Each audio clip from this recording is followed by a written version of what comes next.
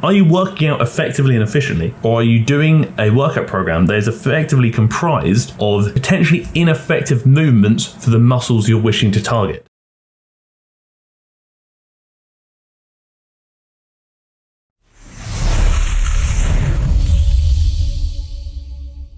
We're in business once again, hatless, because again, I'm so ahead with videos, it hurts me because I've never been so organized and efficient in my life. I hope it lasts for longer than a few weeks. A new name today. We're looking at Mary Braun, I believe. I've probably butchered the name. I butcher everything else in my life, so I might as well butcher this. We're looking at a 10-minute summer abs workout. I do this for 2 weeks at Beachbody. First thing we're going to throw out there, the older description here. This 10-minute summer abs workout is my new favorite abs routine for a bikini figure. I included the best exercises for toned and lean abs. Do this 10-minute workout before summer to make your summer abs ready. For a flat stomach, I would recommend doing this workout for 14 days straight every day. We're going to talk about some things, but before we talk about some things, if at any point throughout this entire video you either like the video or maybe even learn something from this video, I would really appreciate it if you would even just consider perhaps liking the video and maybe even clicking the button down below to subscribe to the channel. But if you don't learn anything or maybe even dislike the video, then actually just dislike the video, why not? Best exercises for tone and lean abs doesn't really exist. Ultimately, ab training is very much like training any other muscle. If you want to see the best results, you want to develop them like other muscles, so train with the resistance, train hard, so high intensity, 2 if not close to failure, and progressive overload, then you're kind of laughing. Lean abs is ultimately going to come down to body fat percentage. If you want to have more visible abs, you're essentially going to have to lose body fat, and that's typically done through a calorie deficit. Do this workout every day for 14 days straight. Again, why would you? If I said to you, train your legs every day for 14 days straight, you'd look at me and say, Harry, you're a maniac. Although the latter part of that statement may be true, do you see what I'm getting there? If you wouldn't train your legs every day for 14 days, why should you train your abs every day for 14 days? When in reality, your abs are another muscle group and you should train them as such. I would train your abs maybe 1 to 3 times a week, perhaps, depending if you can recover from that. Maybe 1 to 2 exercises, 2 to 4 sets total each session. You'll be laughing. Train consistently, eat in a deficit, and train harder, do more, so lift heavier weight and do more reps. You'll be baffled with the results you see. The standard crunch movement is actually one of my favorite ab-based movements. Crunch variations in general do a really good job of reducing the distance between the sternum and the pelvis,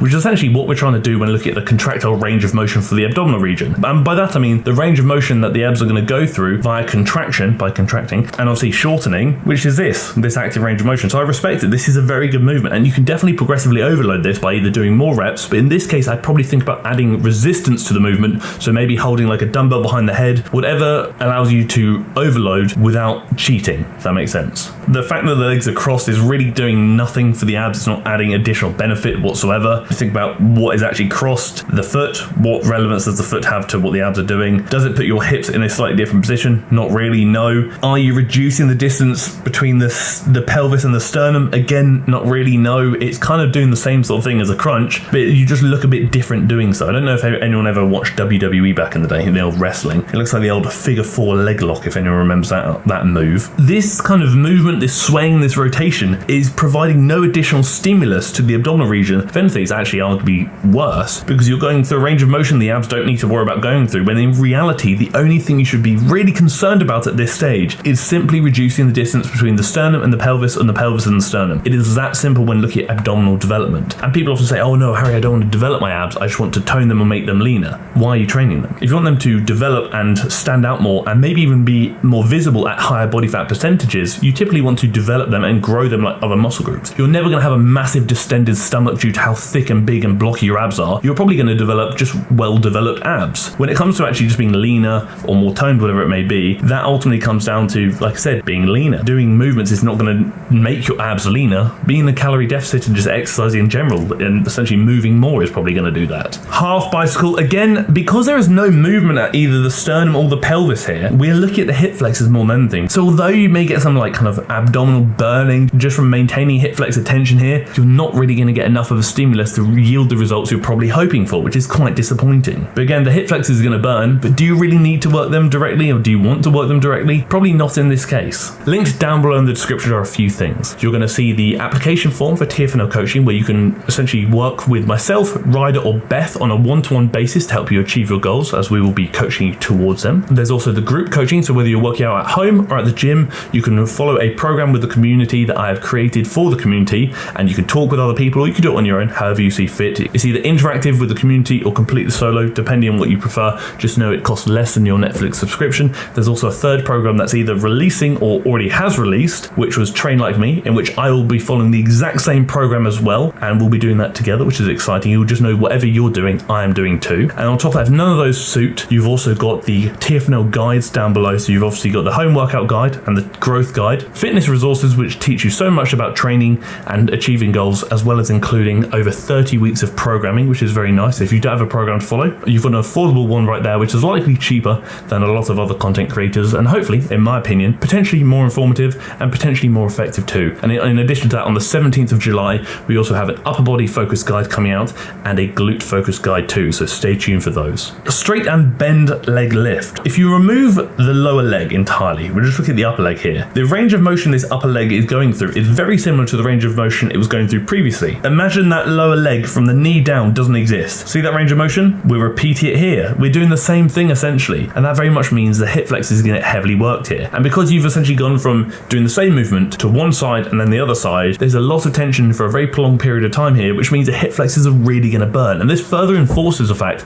that just because you're hurting it doesn't mean you're working it effectively. Doing these movements are probably, like I say, going to yield a mass amount of burning, a lot of sensation around the hip flexors, but does that mean you're training them effectively? Well, not necessarily, because essentially we identify that to train a muscle effectively for the sake of hypertrophy, so building the muscle, which is ultimately, if you're doing an ab workout, it's actually probably what you want to do without even realizing that's what you want to do. You have to take it through its active range of motion. That essentially means shortening and lengthening, so contracting and then going through an eccentric as well. So that would be crunching or reverse crunching, ideally against resistance, be that resistance from gravity, be that resistance from additional weight, so like a dumbbell perhaps. Whatever resistance allows you to get to the failure mark, meaning you cannot do any more reps, within the 5 to 30 rep range is a resistance you should be using. And then every week you should be adding to it. So maybe an extra rep, but once you get to the higher end of that rep range, maybe add some weight, and then some more weight, and then some more weight. And now you're progressively overloading, which again means that something is working. You're getting stronger and therefore potentially developing the abs how you wish to develop them. So again, it really does come down to, when you're looking at these movements, is are these movements like these straight leg lifts, which again is essentially doing the same thing as what we've just seen before if we eliminate from the knee down. So the question you've got to ask yourself when doing these workouts is, are you working out effectively and efficiently, or are you doing a workout program that is effectively comprised of potentially ineffective movements for the muscles you're wishing to target? So for the hip flexors, we've got loads of movements for the hip flexors in here, not a lot of direct abdominal work. Pistol crunches again is a crunch motion, so you're going to get more abdominal work here, but now you have a slight bit of rotation and bending. You could consider some of the obliques coming into it, which essentially means that the muscles on the side of the abs, which are very much responsible for side bending, rotation and anti-rotation, might get some stimulus here, because again, you are doing those motions being a slight rotation and a slight bend. Do you want to work the obliques? Maybe not. I have mentioned this many times before, but people typically avoid working the obliques because it can lead to the illusion of a bigger or thicker waist, which is something that a lot of people would rather avoid. I'd probably favor different variations of maybe, like with no weight, I mean maybe like a Russian twist perhaps, depending on how easy that is for you, maybe a side bend of such, something along those lines, or maybe a side plank, maybe less from the developmental standpoint, but more from the anti-rotation, stability and kind of strengthening standpoint. This is not what I consider a dead bug. I actually did speak about dead bugs in a recent video. I can't remember which one it was. I think it was Kelty's video that came out last week, or maybe this week, one of the weeks. But dead bugs are fantastic. This is not a dead bug. Only thing going through a range of motion here is the arms, which means the delts are going to be working, not the abdominal region. So again, a potentially an ineffective movement again. We've all seen scissor kicks being included in our favorite LBT class, legs, bums and tums. A lot of burning again around the hip flexors, and maybe a little bit of abdominal burning just from maintaining hip flexor tension.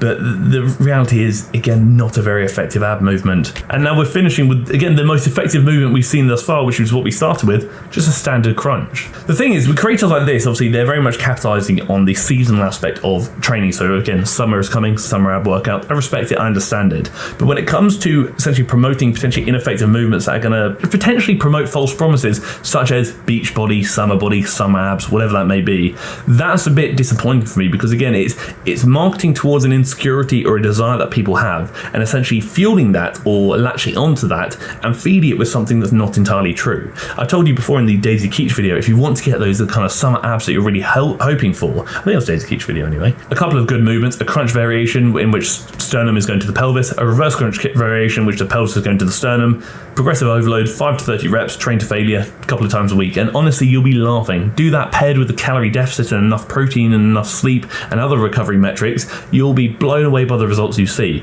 And if you don't see results, then something probably needs to change. It's that simple, but that simple doesn't mean it's that cool. It's not glorified, it's not exciting. Things like this, obviously nice backdrop, cool movements, a bit diverse, a bit different, a bit interesting. These are fun and these are exciting. What I've just told you to do isn't fun or exciting, but what it is actually really effective. So I guess you got to ask yourself is, do you want to train for the purpose of excitement and variation, or do you want to train for the purpose of achieving your results as quickly as possible, but also as effectively as possible? What you choose out of those options is completely up to you. There's no right or wrong. At the end of the day, I will always say, if doing a workout like this gets you training, gets you active, and helps you achieve your goals, and actually maybe is actually enjoyable while doing so, then I fully support it. I think you should definitely do a workout like this if it helps you achieve your goals and makes you happy. If you're disappointed with the results, and maybe workouts like these aren't sustainable, aren't making you happy, maybe it's worth trying something new. At the end of the day, the best workout for you is the one that helps you, like I said, get to your goals, but also is the most sustainable and enjoyable, because then you're going to remain more consistent with it, therefore more likely to achieve your goals. And if this workout by Mary is that one for you, then I fully support it and encourage you to do so. Just because I said it's maybe not as effective as the workout I've suggested, doesn't mean it's wrong, doesn't mean it's right. It's simply stating that personally I would do something else for my reasons. But if you don't want to do that, that's absolutely fine, and it's not my place to say you're right or wrong. It's just simply my place to support you and just help you how I can wherever possible. But now that's done, we're very quickly going to crack on with comment question of the week. With dumbbell shoulder presses, do you have any advice on how to increase the strength at the bottom of the rep? I struggle to kick the 14 kg dumbbells, but once they are in position, I can do 6 to 7 reps. Ultimately, this really comes down to getting in position. Could you kick up a bit more aggressively? Could you maybe work into slightly higher reps, so we're up to 8, 9, 10 plus reps, and once you get to the higher rep range, maybe then you would have developed the additional strength, then move up in weight. But ultimately, what I would really say, if possible, is I would get a spotter if you're able to, because again, sometimes that bottom position, especially once you've got in position, is really hard to initiate from. So getting a spotter just help that first one, and then just kind of them leaving you to it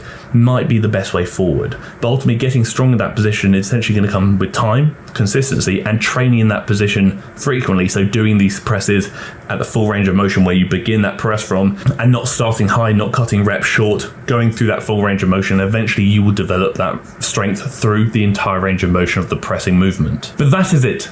That is the video. Thank you for tolerating me. Thank you for once again tolerating me speaking about summer ab workouts when you're never going to see my summer abs. And thank you for tolerating the video.